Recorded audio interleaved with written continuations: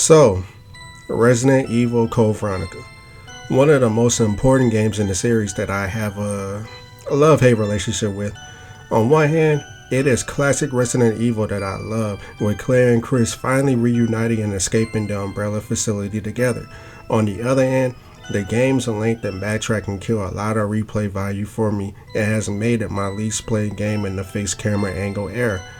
Look, I can only keep it real.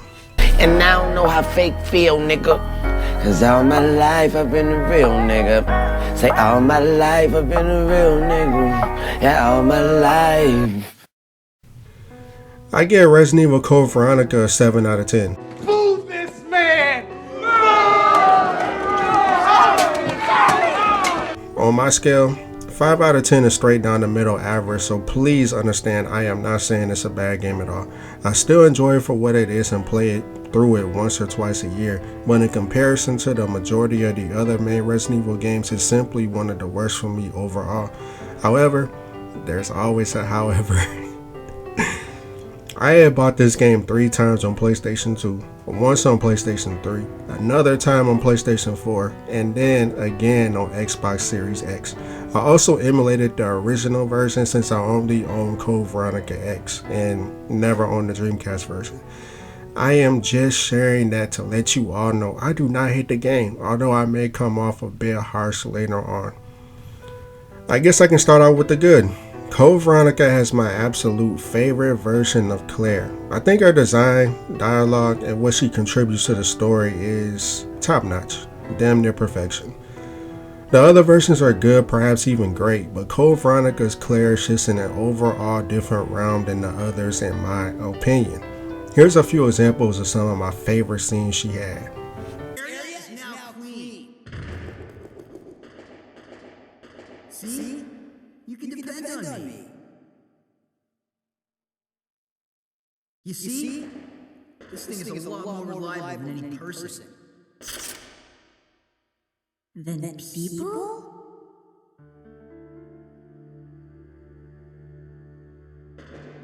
The plane just changed direction on its own.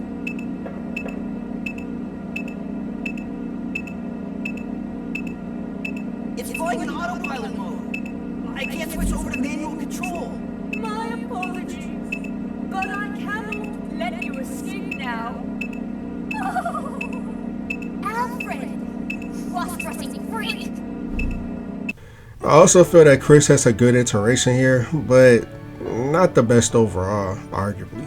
Nobody can really deny how cold it was seeing a rock climb his way up Rockford Island to rescue his baby sister. I also think his fight scenes with Wesker are dope. This Chris just feels the most grounded with the perfect amount of dialogue to get his point across, and it's before he started benching 500 pounds with one arm. Yeah, obviously, I like Wesker and how he has superpowers now, since it just makes a cool guy even cooler. Plus, back in the early 2000s, the powers thing just came out of nowhere. I don't think I ever mentioned this in my other videos, but I am a huge Albert Wesker fan. That man cold. The Ashfords are memorable characters. Alfred has that crazy dictator thing going on with the weird and wild laugh. He was always very entertaining whenever he was on screen, and he was actually a highlight of the game in my opinion. While at the same time, Alexia probably has my favorite cutscene in the fixed camera angle games. If not my personal favorite, then it at least has to be top 5 across the entire series. You're responsible for the creation of the T. Veronica virus. And now the only existing sample is in your body. I want it. Now! You want it? You are not worthy of its power!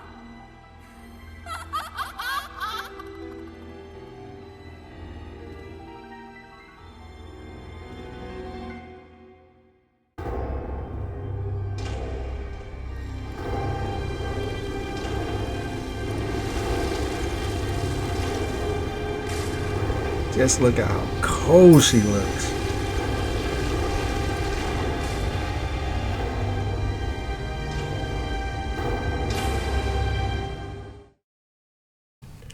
The game also has different cutscenes between the original Code Veronica and the Code Veronica X version.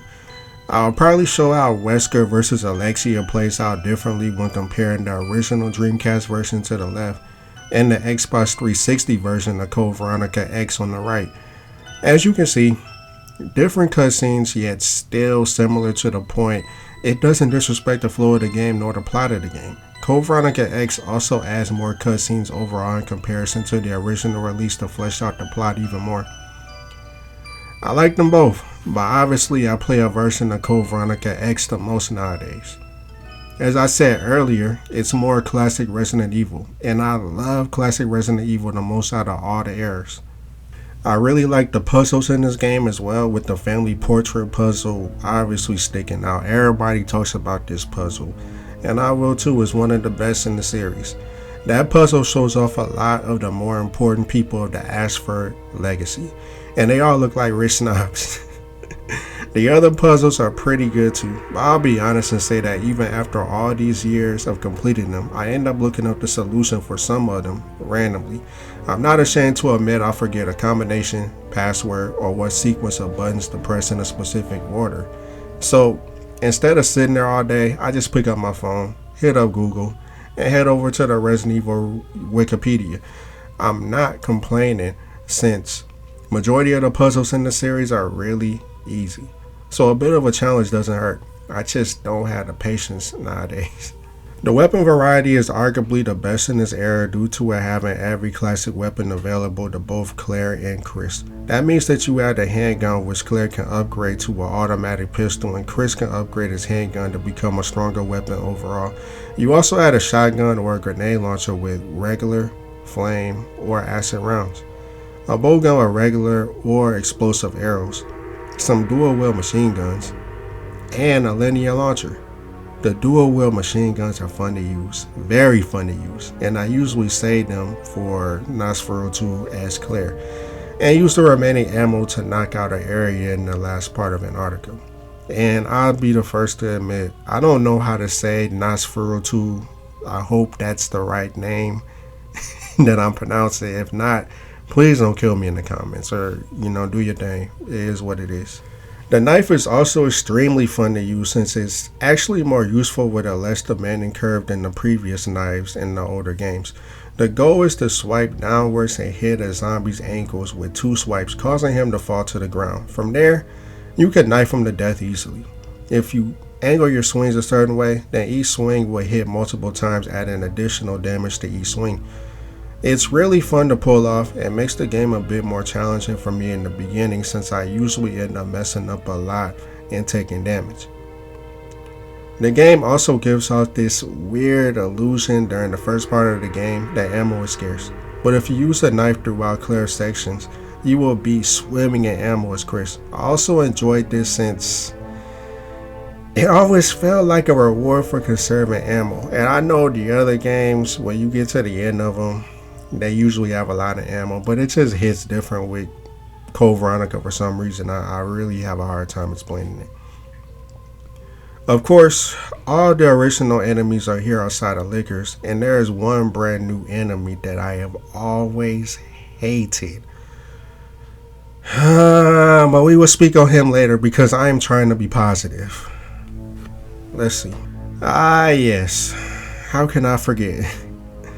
The soundtrack is nothing less than incredible, impeccable, delectable. I ain't gonna rap to y'all.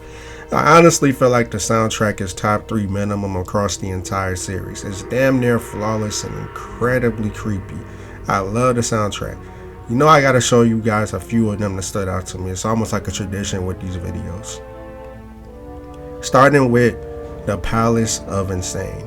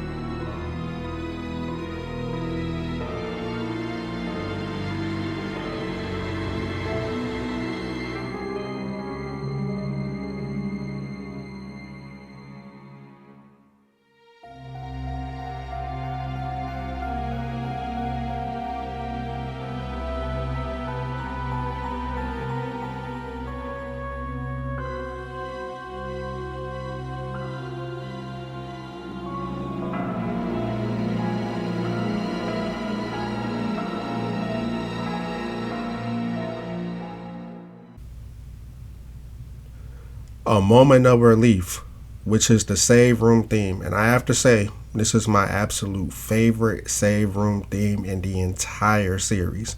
They really killed it.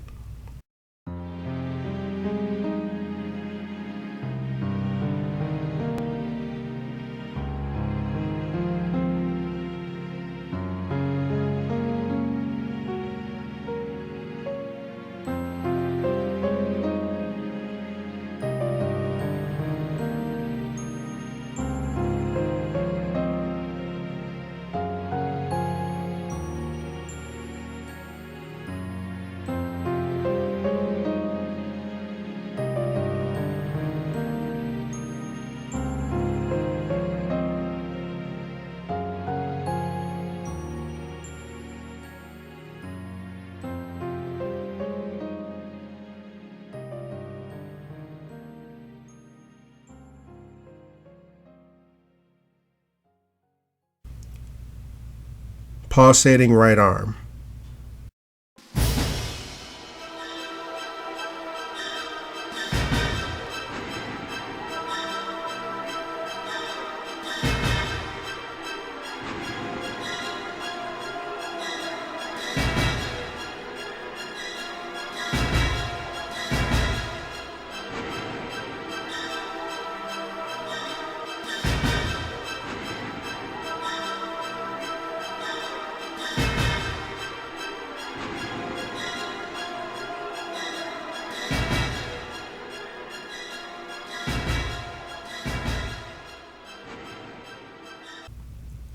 The suspended dial.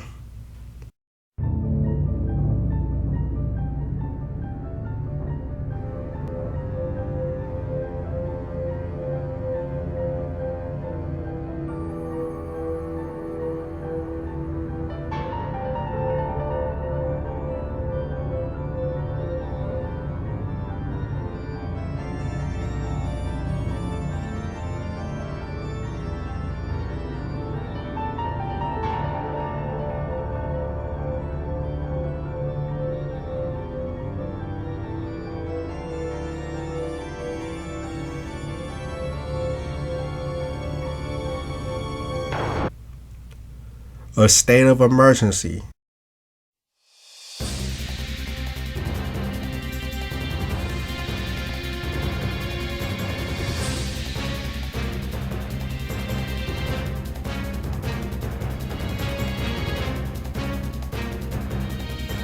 Man, they cooked with this one, boy.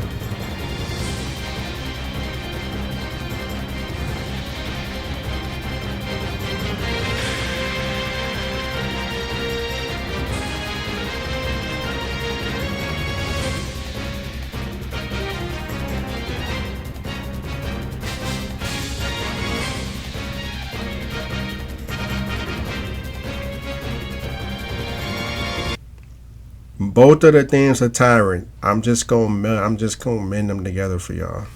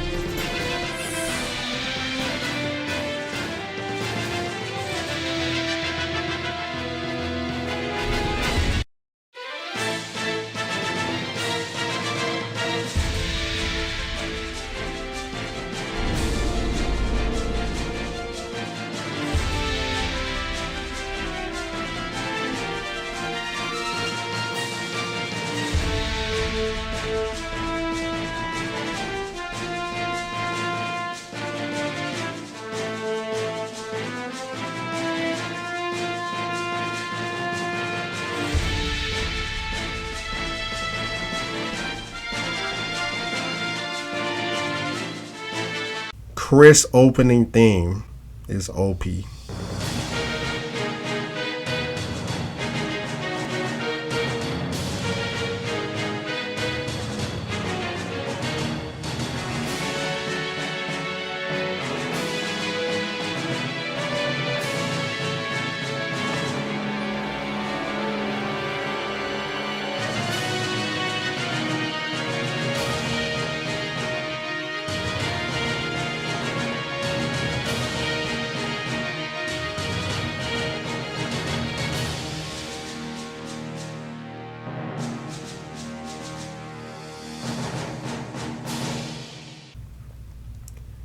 Deja Vu.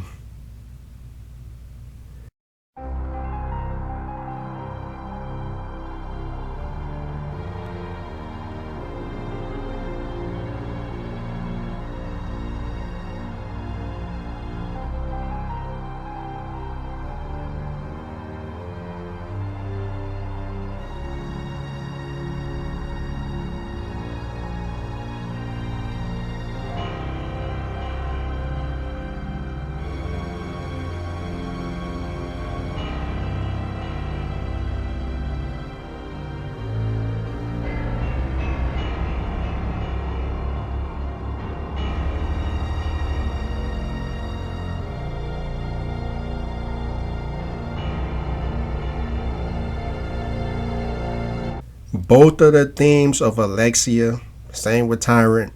Gonna mix them in for y'all. First one is the first one, second one's the second one.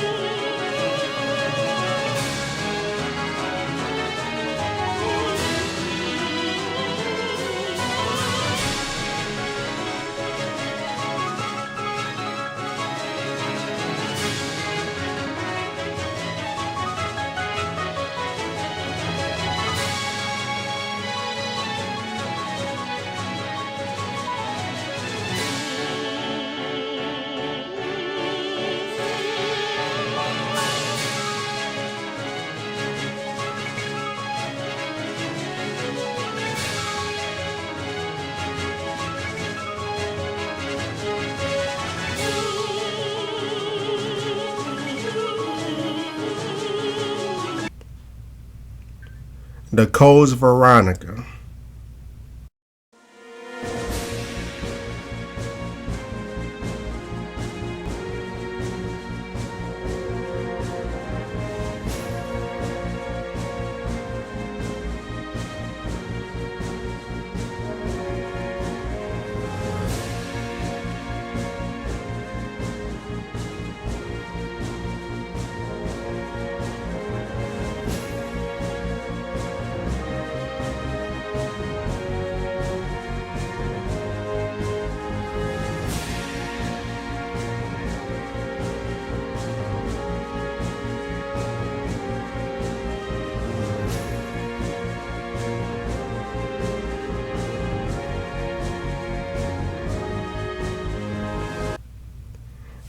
And my personal favorite theme in the entire game, Murderous Eyes.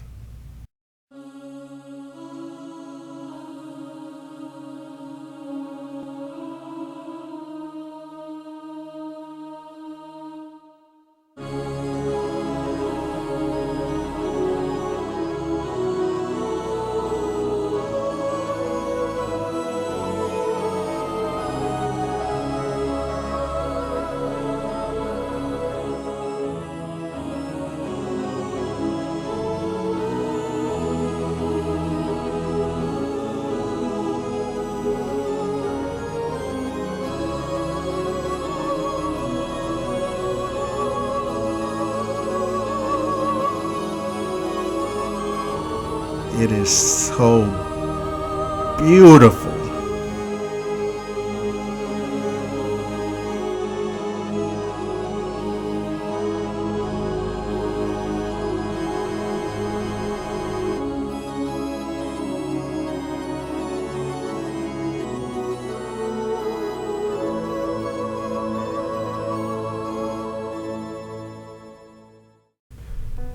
There are so many things I wanted to put here, but if I did, then this video would be oversaturated with just the music. Like over 20 minutes worth of the video would just be the music.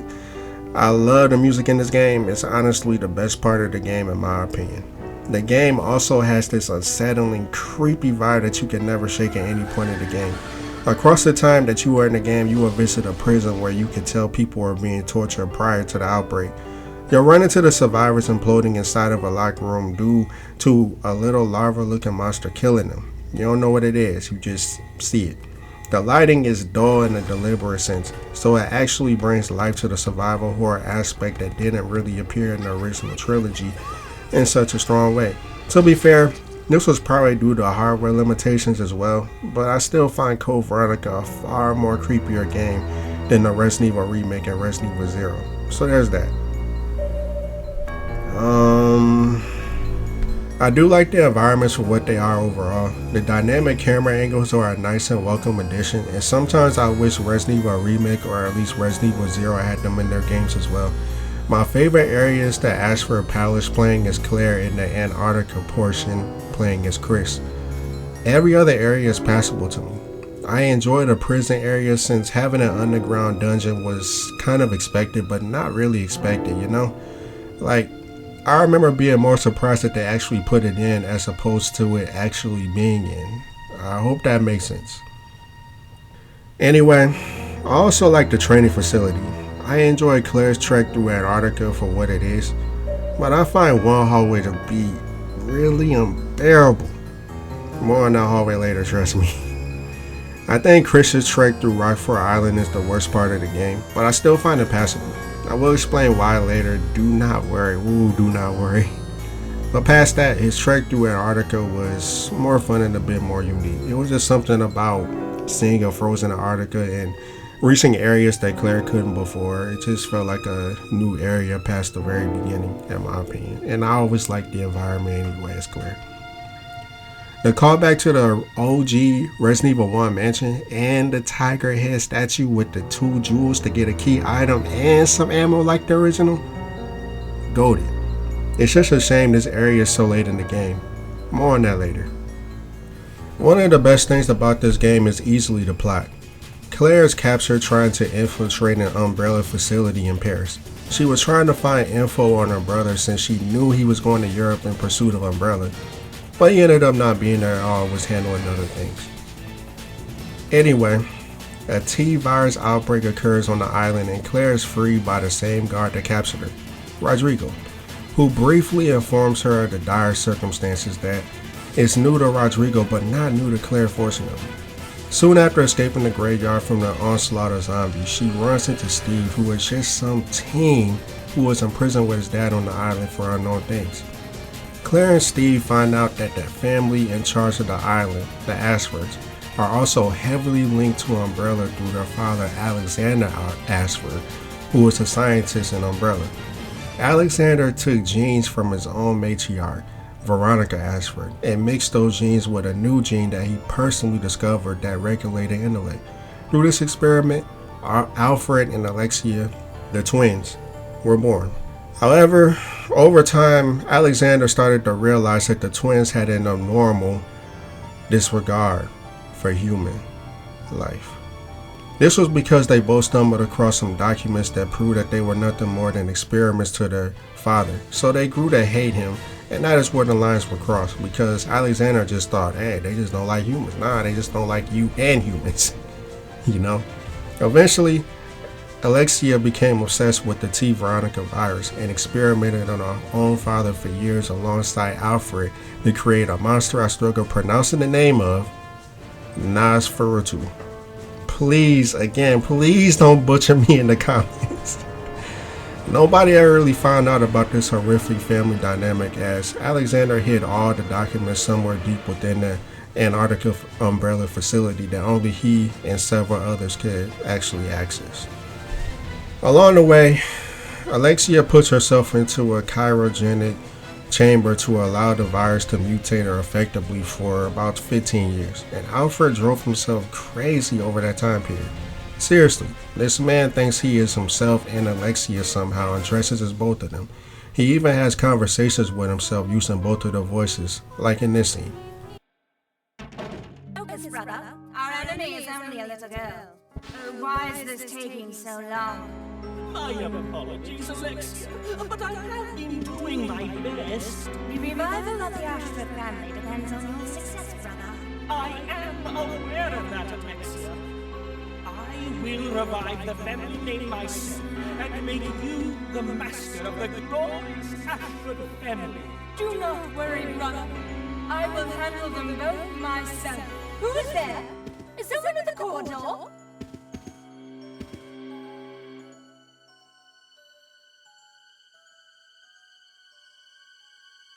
What is it, Alexia? Nothing. I believe I must have been imagining things. Let us go, brother. The whole brother-sister dynamic seems closer to some kind of love that two people that aren't related tend to have, if you get my drift. It's very creepy to me, and the twins play their role very, very, very well. In Code Veronica X, Wesker exposes the fact that he was behind the T-virus outbreak on the island. You find out in Antarctica that Wesker is interested in Alexia to experiment on her to figure out the virus that gave her the power she has. However, Chris shows up and spoils Wesker's plans to secure Alexia after he kills her. This is just another thing for Wesker to hate Chris for. Every single time he is trying to secure some kind of virus or monster for research, Chris shows up and kills it. In the Dreamcast version, Wesker is nowhere to be found in the ending at all. However, in the Code Veronica X release, there is actually a final cutscene where Chris has a showdown with Wesker. This is actually one of my favorite endings in the series, if I'm being honest. This entire thing was super impressive for the time, and although the fight ended at a stalemate due to the imploding facility, it was still a great watch. But without dragging things, that's pretty much the story. I feel that the story alone makes the game super important to the series, since this is the final game in the main timeline dealing with Umbrella directly. The return of Wesker and Claire and Chris are finally reunited and get their happy ending. The next game, Resident Evil 4, killed Umbrella in like 2 sentences of dialogue in the intro before you even play the game. But that's a whole nother video for a whole different day. Besides the Tyrant playing boss fight, I actually do not mind the other boss fights. The first boss you run into, the giant worm, is optional that roams in front of the training facility. You can incapacitate it, but to be honest, it's a waste of ammo since it appears later on anyway, playing as Chris. I usually just run past it since it is easier to avoid it. However, the second fight against it is with Chris at the start of Rockford. I usually kill the worm here, but to be real, he's still completely optional since you can just run past him and you don't return to this area. The main reason I kill him is to retrieve the lighter Claire gives Rodrigo for his lockpick before she leaves Rockport. However, if I decide to skip getting the lockpick from Rodrigo for whatever reason, then I just skip this fight since you won't get anything for it, so it ends up being a waste of ammo. The other boss is Alexia near the end of the game. This boss can be a bit tricky since she fires flames at you, which you'll get put into some weird stunt animation making it hard to move. Alexia is slowly walking towards you, and if she gets close enough to grab you, it is literally game over.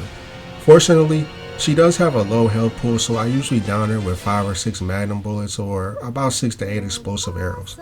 Any weapon is doable, but these weapons have a quick fire rate and the damage to shut her down before she can even have a chance to grab you due to flames trapping you in an unfortunate area of the room. I actually really enjoy this boss for some reason. Alexia is low-key one of my favorite villains in the series, real talk. She looks cool, story is dark, and she's a literal test tube baby in a way.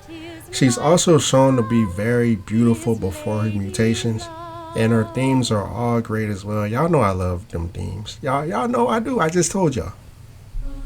Her second boss fight is a bit annoying though, but I still enjoy it because it's Alexia. You fight her as the final enemy in the game after you activate the self-destruct sequence for the facility. Alexia randomly pops up, mutates in a truly gross fashion, and then decides to take on Claire instead of Chris. Chris isn't having it obviously, so he opens fire and Alexia mutates even further. And to rush into her defense as if it is life and death to save their queen. Can we just sit here and appreciate what's happening on screen? It's gross and creepy, which makes this design so unique to me. She grows bigger and the real boss fight begins. This boss fight can be a bit annoying for real, but a quick tip is to save at least 12 explosive arrows for just this fight and bring about 6 acid rounds, and for good measure just bring the shotgun or the magnum as well. Bring at least 3 full heals and you are good to go. If done correctly, she should go into her flying phase before you fully deplete your grenade launcher ammo. When she separates from the giant mass that was once her body, she smiles evilly and flies around. This is one of my favorite designs for a Resident Evil final boss. I think the only boss I feel looks better in the final form is Mr. X. But let me be clear, there is not an end of the game boss design across the series that I flat out do not like. Some are clearly better than others, and maybe one day I'll rank them all, so let me know if that is something you want to see down the line in the comment section. Now, this boss killed me so many times as a teen, and it is why I remember not enjoying my first playthrough among other things. I was bad at first person shooters for years, and this was that time period I was horrible at them, so it was a skill issue, I admit it. But your boy has gotten better at them over the years, so now I enjoy the final fight a lot. I know I have to shoot in a place I am anticipating her going instead of aiming directly at her now, but it admittedly took me forever to figure out. For years, I felt like I was getting lucky when hitting her, to be honest. Now I can hit her more consistently and dodge her fire a lot more. Another optional boss is the big Albanoid in Chris's section before leaving Rockford. To be honest, I never fight it anymore. I remember I did on my first playthrough and died. The problem was that I foolishly had not saved in like an hour and lost a lot of progress. Due to this, I always just run in, grab the crest, and then run out. I do heal as needed since I do not know how to evade the multiple strikes of his electric pulse. But yeah, I never fight him. I'm sure since I have gotten better at the game and Resident Evil in general, I can beat him, but a huge part of me is basically like, for what? Just grab the crest and leave as quick as you can. Save that ammo. Other than that, I do think it looks cool. The giant spider in Antarctica also falls into this category, except it's really easy to kill. But again, save the ammo. Pretty cool design though. I actually think the giant spider is designed far better than the regular spiders, which look kinda goofy, but I digress. That's pretty much it for major bosses. I like that there's a bit of variety with the bosses and they all look cool to me in some way. That's what it's all about, right? Cool looking bosses. Alright, so remember when I said I was gonna kinda go in on the game when speaking on the bad? Well, here goes. Forgive me, Veronica fans. The bad. This game is long, and I know what you are thinking. Why is that a bad thing, Face? More games means more bang for your buck. Well, that's true in a lot of cases, and I can see that argument working when it comes to the main game and other games as well. That's not even survival horror. But I have always felt like Resident Evil scenarios in the fixed camera angle era should be beatable within 3 to 3.5 hours. Without speedrunning though, without speedrunning. In the original game and Resident Evil Remake, if you beat the game within 3 hours with the best ending, you get some infinite ammo weapons and a secret ending. In Resident Evil 2, the prerequisites to get an A rank is to beat the game within 2 to 2.5 hours depending on the scenario. Only save up to 2 times, and rarely if ever use FA sprays. In Resident Evil 3, it is roughly 2.5 hours as well, but you cannot save more than once and you cannot use FA sprays to my knowledge. I could be wrong though, so let me know down below. You could make an argument for Resident Evil 0 being around 4 hours casually playing and knowing where to go.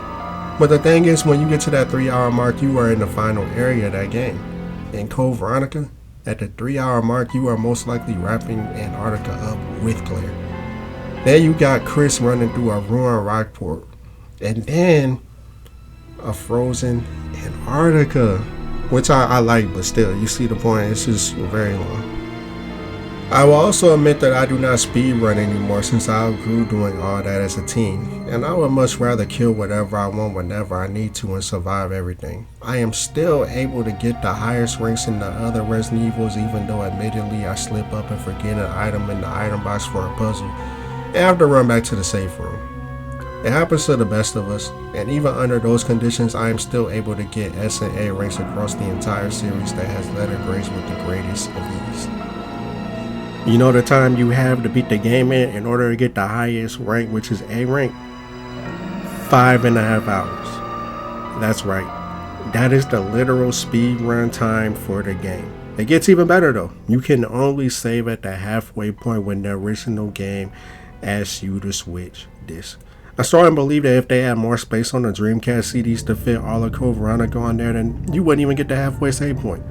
Oh yeah, and you cannot use first aid sprays.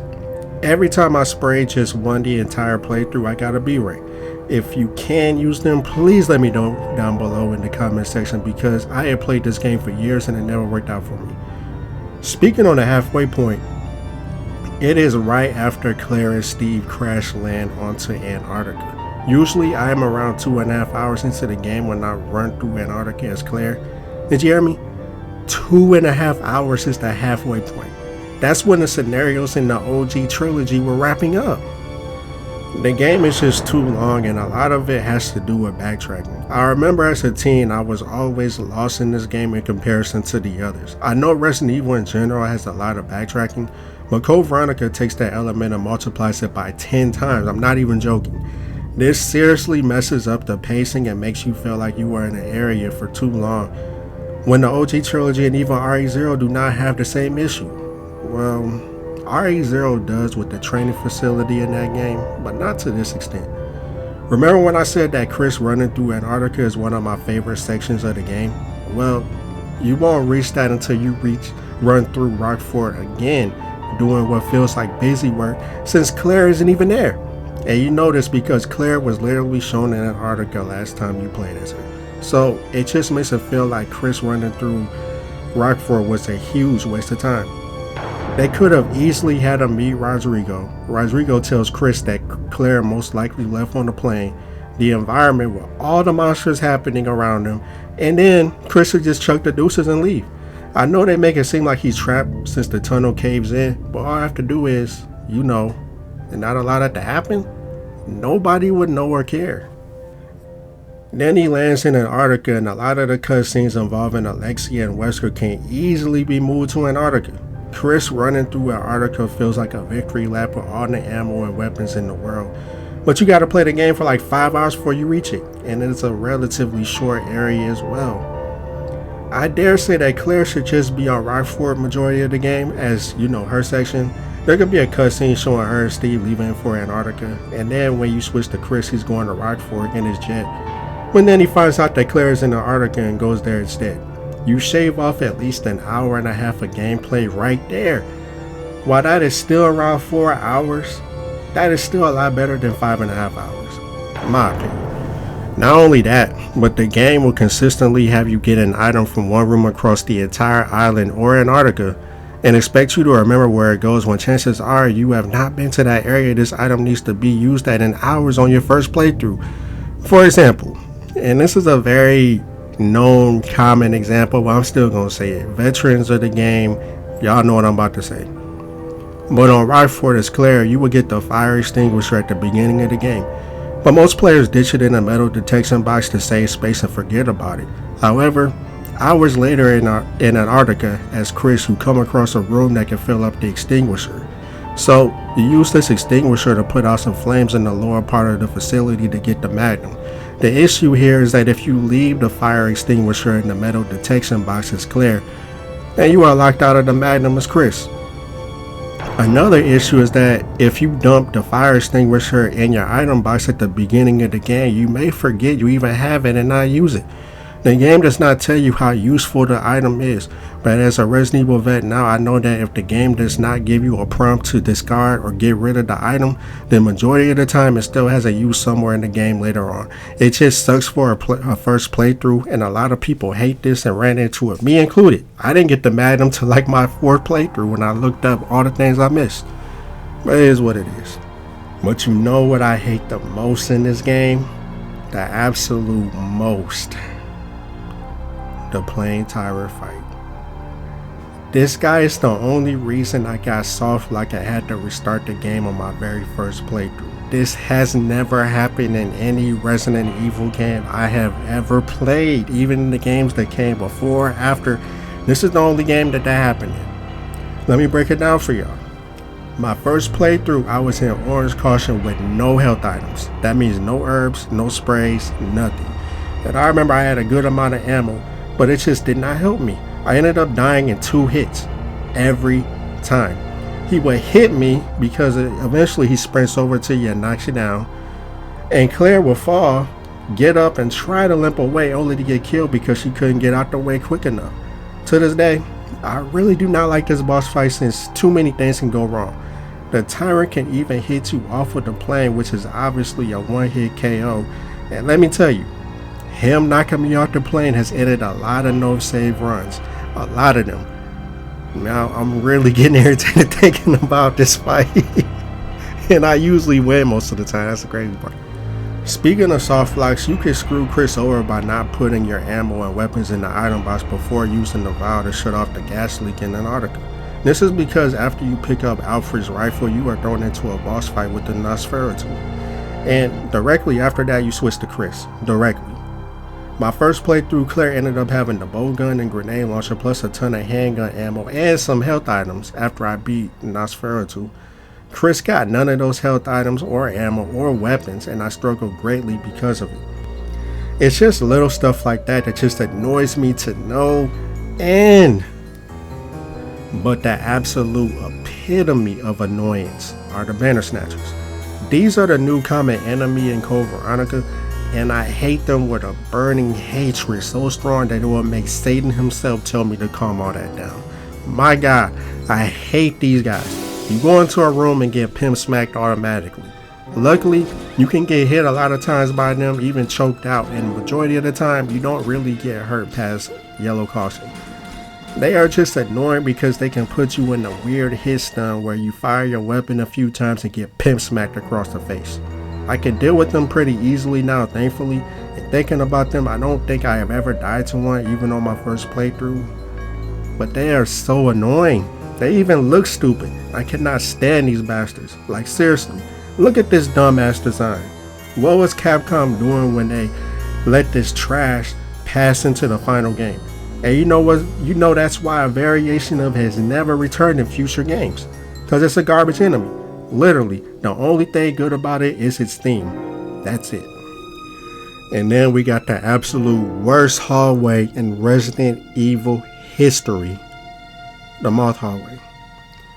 On paper, the hallway doesn't seem that bad. There are moths here that can be killed, easily enough. And they have a chance of poisoning you. It's also a relatively small hallway, so it's not like you're going to spend a lot of time there. There are even blue herbs growing there that you can use just in case you get poisoned.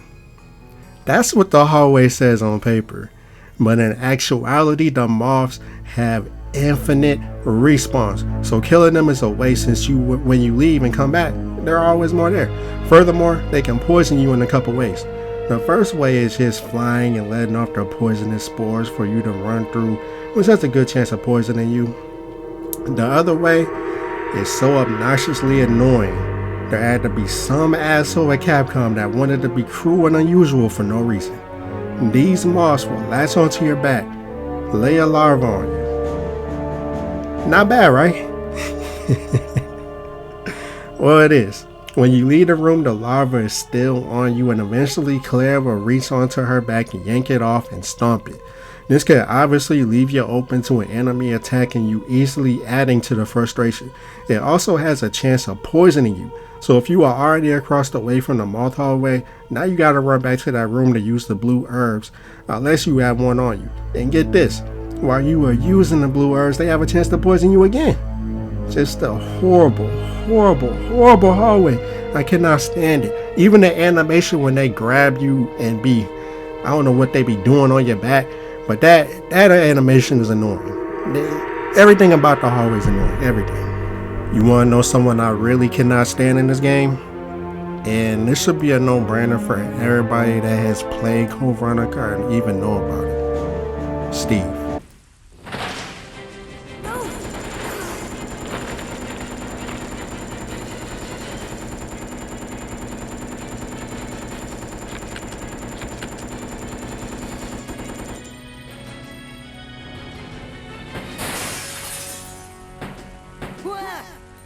Wait, don't shoot! Who are you? Huh? You're not a zombie. Well, great. Wait right there. I'm coming over.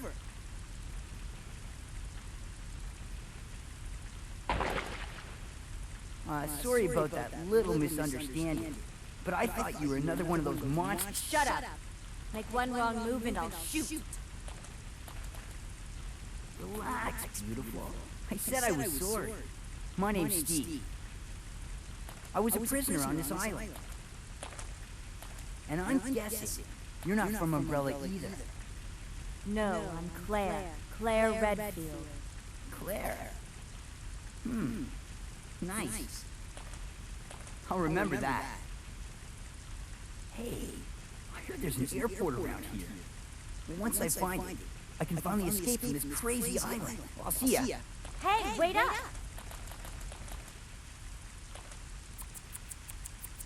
I don't want you following me, lady. You'll only slow me down.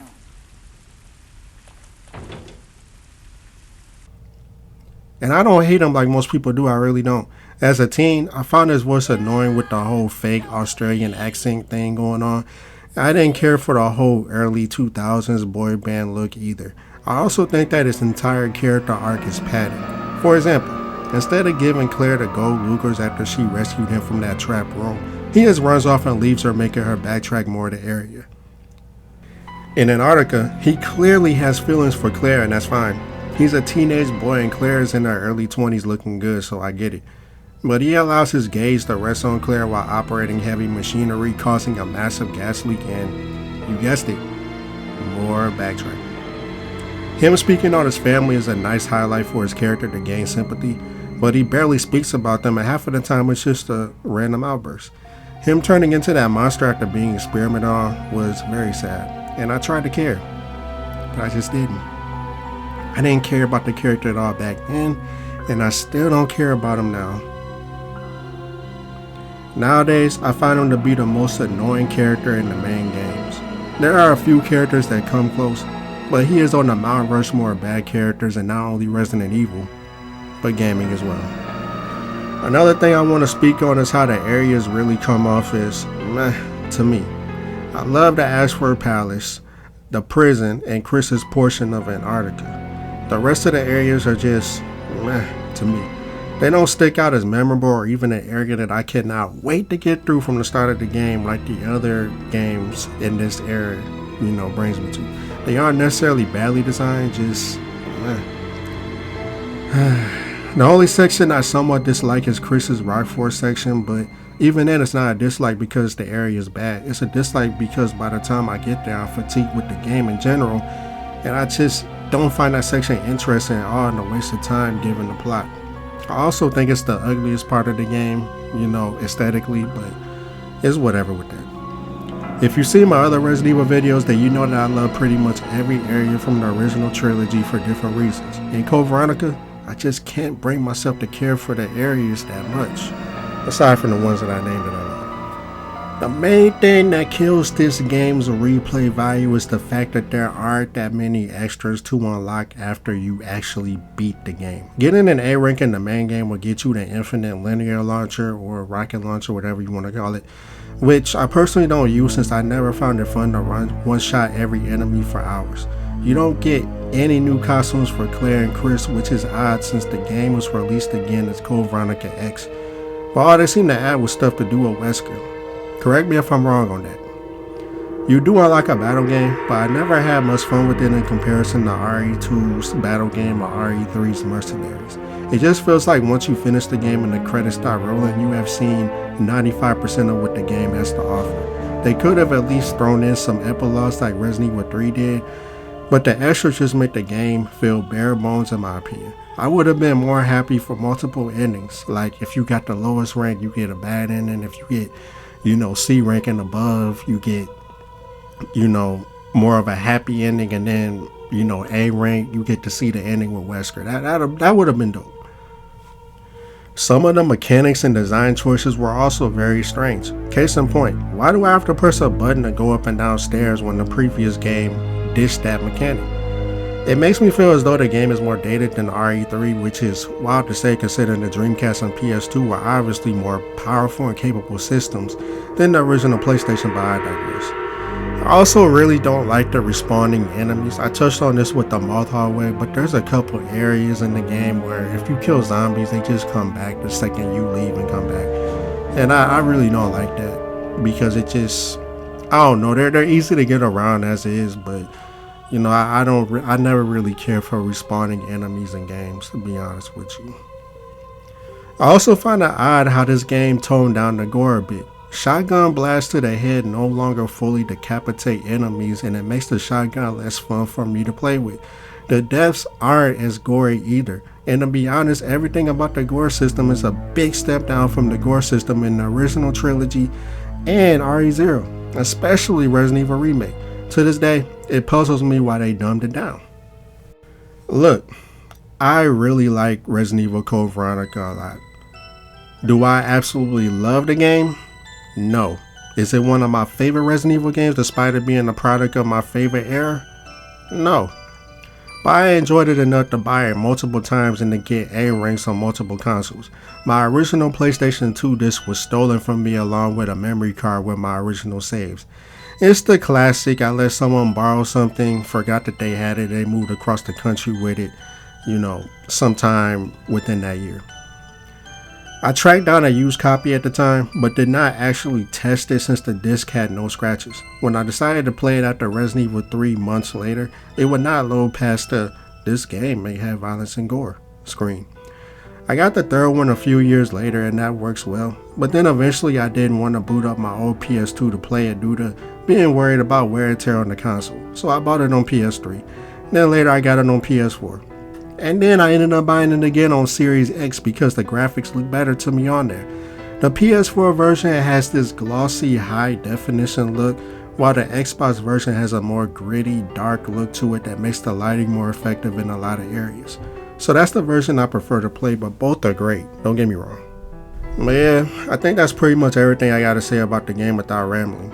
What do you all think of Code Veronica? Me personally, I am indifferent with a remake of the game since I think a lot of the original direction for the plot would be changed to cater to the sensitive people in this era.